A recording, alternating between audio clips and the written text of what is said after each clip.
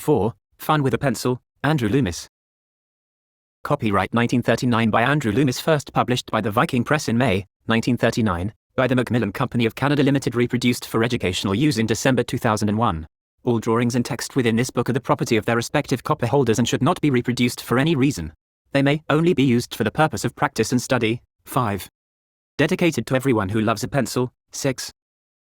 Mr. Webster defines drawing as delineation that doesn't tell you how much of a real bang there is in it. Maybe he never knew most folks love to draw, even when they know little about it. It started with the caveman, and still survives on the walls of public places, because it's so much fun, and so easy. It's a shame not to be able to do it better. Andrew Loomis. 7.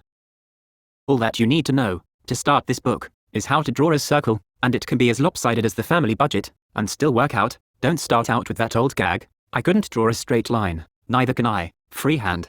If we need a straight line, we can use a ruler. Now please try it, just for fun. 8. Howdy folks, who am I? Oh, just one of Andy's little funny folk. But I'm important. He gave me a job. I'm the spirit of the book, by Gemini, big nose and all. I represent all the blue in here. My right name would be Basic Form, but that's much too high sounding. He thinks that name would scare you away. So he just calls me Professor Blook and lets it go at that. Now, I've got a few interesting things to tell you. 9.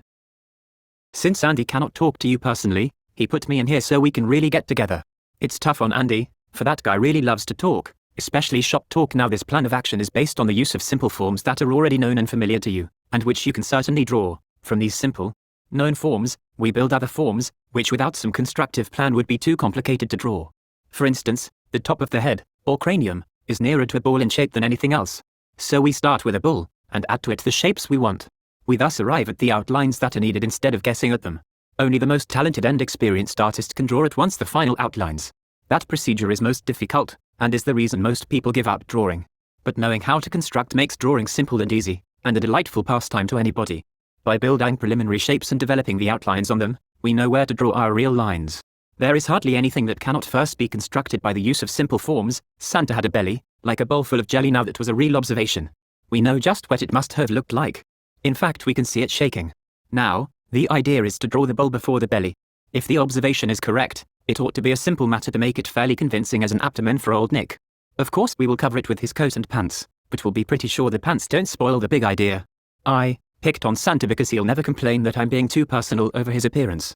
I might just as well have chosen your next door neighbor. His lunch basket may be equally rotund, and shakesome too. Every form is like some simpler form, with this or that variation, and with pieces added on. The simplest, 10 forms we know are the sphere, the cube, and the egg. Before we could walk, we recognized the sphere in Dad's new golf balls. The cubes were in the sugar bowl. As for the eggs, well, the nicest ones were Easter eggs. I say, draw a line. You cannot know just what I mean. A straight line, a curved line, a jagged line, a wiggly line. There are 1,000 kinds of lines. Be more specific.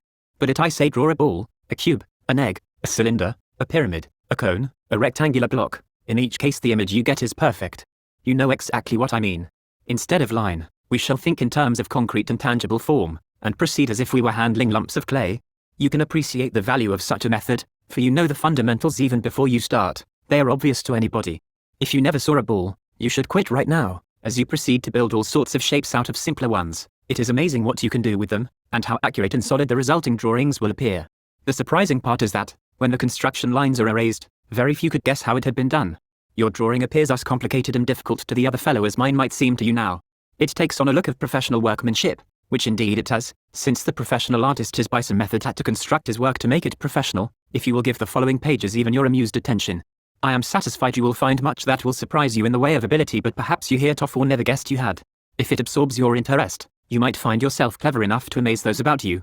Just now take my word for it that the method is simple, practical, and, I believe, possible for anybody to follow. 11. Take a good look at this page. A circle is a flat disc. If you draw the inside contours, it becomes a solid ball, with a third dimension. We shall build other forms, like lumps of clay, onto this solidity. The construction will be erased, but the solid appearance will remain, giving form or the appearance of reality. 12. Part 1. How to draw funny faces. Get a pencil and paper quickly. Draw lightly all you see printed in blue. Take one stage at a time, on one drawing, until the last stage, then finish, with strong lines over the light ones, the lines we have printed in black. That is all there is to learn. These are selected or built in from the basic forms. I call the basic drawings blocks, after myself. 13. Here we go. I promised you that all you need to know, to start this book, is how to draw a lopsided ball. Whatever shape you draw can be used as a foundation for a funny face.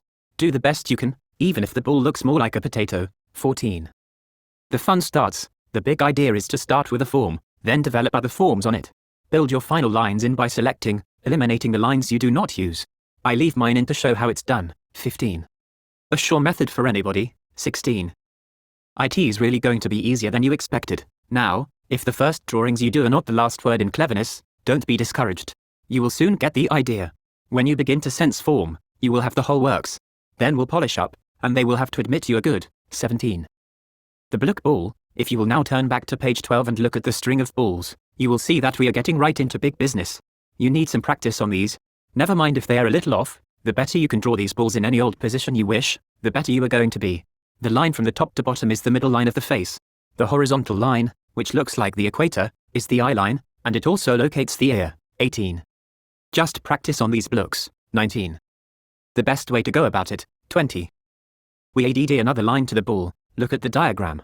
This last line goes completely around the ball, thought the axis at each end, and cuts the eye line just halfway round on each side of the middle line. The ear joins the head at the point of intersection of the eye line and the ear line. 21. There is no limit to the variety. I am a lot more anxious to have you understand the method and create your own forms than to copy mine. But copying mine now will get you started. Always construct the head from the cranium down. There is no other satisfactory way. You can see by now that the position of the ball determines the pose of the head. The pieces you build on determine the character. 22. Blocky treatment lends character. Blocky shapes always combine interestingly with round shapes. It is a good idea to make the final lines angular even around curves. It gives a sense of bone and ruggedness of character. You would not do this when drawing pretty girls or babies. Now I've got a surprise for you.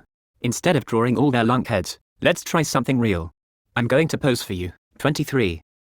Look poses. 24. Expression. 25. Expression. 26. Different expressions of the face. 27. Trick stuff. Try this on the folks. Tell them draw two overlapping circles, any size. Capital D, R, A, W, A, M, I, D, D, L, E, L, I, N, E, T, H, R, O, U, G, H, B, O, T, H, A, N, D, B. You can make a head out of any combination. Of course, tell them to draw lightly. 28. Trick stuff. Draw a circle. Attach two smaller circles, not far apart, anywhere. You can put a third above and between them. Then draw the middle line so it passes between the two small circles. Proceed as usual. 29. Here's a stunt. Draw three balls, one of them small, in any position. Connect the larger balls. Draw a middle line under the small ball. This suggests a head. Now use your imagination to complete the drawing. 30. Don't miss this page. Here we combine the ball with other basic forms. With solid forms to build on, the head begins to take on more reality. You can almost anything you want to with the supplementary forms, and come out all right. The is real character drawing, and a challenge to you. 31. Projection. This page is for the clever folks. It is a method of projecting the characters you have created into various poses. Try it with very simple heads at first. You must use your eye and build very carefully. 32. Variety by distortion. Take any head. You can distort it by the following methods. This is valuable in caricature. You can trace a photo, and draw from the tracing, or take any of your own drawings and distort them. Here again is a chance for your own invention. Draw a square around your subject. Divide each way into 8 or more parts. If you wish to distort separate features, change the size of the squares into which they fall. Make the line cut through each square as it does in your copy, but change to fit the new proportion of your squares 1 stroke 2, 1 stroke 3 square, etc. 33. Babies. 34. Brats. 35. The divided ball and plane method. The method developed by Andrew Loomis, which makes construction simple for any type of head. We go now into the most important section of the book. The method here worked out is a development of the simple groundwork you have already accomplished. It need not frighten you, since it is but slightly more complex than the work up to this point. The cranium, as you perhaps have realized, is never a perfect ball in shape. To draw it correctly we must make alterations, some slight and others quite exaggerated, to fit the various types of skull. Nevertheless, we can take as a basic form a ball sliced off at the sides, leaving it a little wider one way than the other, and adding to it or taking some away. The forehead may be flattened, cut down, or built up as the case may be. The cranium may be elongated, widened, or narrowed. The facial plane may also be altered as we see fit without destroying our working principle.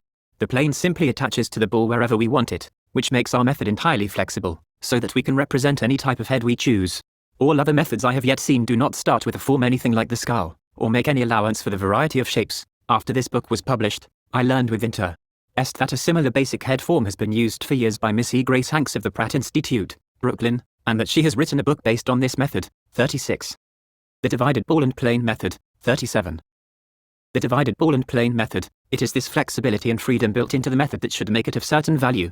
On page 37 I have given a set of measurements I consider ideal, but these need not be adhered to.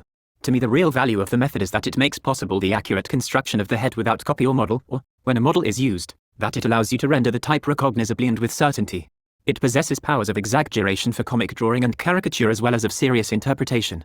It opens an avenue of approach to the novice, dispenses to a large extent with the necessity for tedious and prolonged study, and gives almost at the outset the much-needed quality of solidity which usually comes only with the knowledge of bone and muscle structure. If you glance at page 39, it will be evident how the ball and plane is designed to give that appearance of actual bony structure. The skull lies within this basic form, but over and above this in impotence is the helpful guidance it gives in placing the features in their correct positions, in relation to the pose of the head. This will come very quickly, and soon the eye will detect anything obviously out of drawing. Many years ago I sensed the lack of any method of approach having any marked degree of accuracy. I was told to draw the head as an egg or oval, and to proceed from there. Fine for a straight front view. But what of the jaw in a profile? There is but a slight hint of the skull formation in an egg shape alone. Again, I was told to build the head starting with a cube. While this aided one in sensing the perspective, it gave no hint of the skull.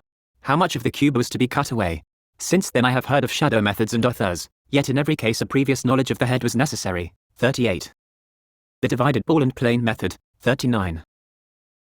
The divided ball and plane method. What I wanted was a method whereby, if a head looked wrong, I could find out what was wrong with it. Tampering with a painted head to correct some bad construction or drawing usually ruined the work done. The necessity of starting the head correctly in the first place was obvious, so that the finishing could be approached with the confidence that after hours of work it would not go sour, with closing dates of publications imminent. It is risky business to proceed without a full knowledge of what you are doing, so this method evolved from personal necessity. I might state here that in the beginning I had not the slightest intention of putting it in book form. However, when the plan did work itself out finally, I was struck with its simplicity. It was one of those instances that make you wonder why you or somebody else had not thought of it before. The fact that it tied up with our first childish scribbles, which after all are a crude statement of form unhampered by superficial detail, only increased my enthusiasm.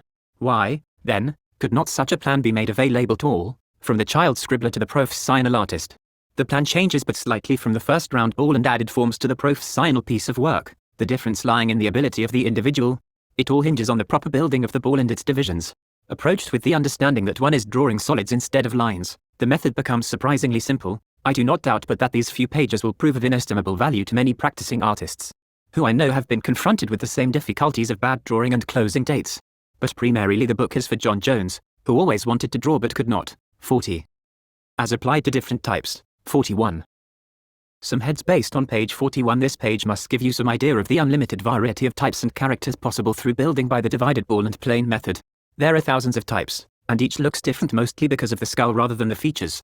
It's fun to study an individual, and try to figure out what kind of ball and plane go together to make up his face. You really learn to look deep into character, and beneath the surface. This method calls for no clairvoyance, but a quick eye and a skillful hand. 42. Comic heads by the divided ball and plane. The above are simple applications of the method. These are no more difficult than by the previous plan of attaching forms directly to the ball. However, the chance of error is greatly lessened. You might as well have the complete method as part of it. Time spent on these pages will prove of sound value to anyone sincerely interested in the drawing of the head. It is suggested that you go on with the book and come back to this section at intervals. As you try you will improve. By all means do not give up. That hand of yours will be doing surprising things before long. 43. The pretty girl pleasing head of a girl depends 99% on how well you draw it. More exactly, the ball must be drawn well, the construction lines correctly placed on the ball and plane, and the features nicely placed. Remember there is the width of an eye between the eyes. Do not place the mouth too low or get the nose too long. I have used a pen here. Try it sometimes. 44. A method of checking the blue lines in the diagram above are our same construction lines. They may be done on tracing paper over any face. You can thus quickly find a feature that has been incorrectly placed. You can also find the ball and plane position in a photographic head this way. Whether you are building or tearing down, the method applies. 45. The women folks. 46.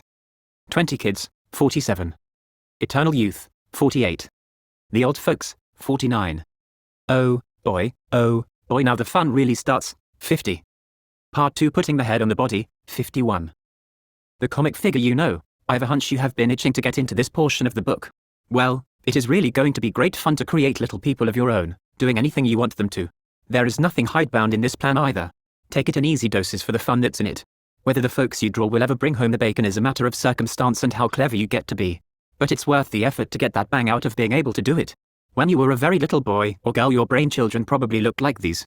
If they did, you had a great deal of undeveloped talent, and if you have not been drawing ever since, it's a real shame. When the little youngster starts to draw, he instinctively does a better job than he does later on. He goes to essentials, a crude representation of the bulk without the detail. Soon he forgets the body and starts drawing buttons and clothes with a face on them. Result, he gets discouraged and transfers his attention to some pretty blonde curls or a new bicycle. In all seriousness, I say that numbers 1 and 2 of the marginal drawings have great possibilities. 3 and 4 still have hope. But 5 verges on those awful drawings in public places, 52.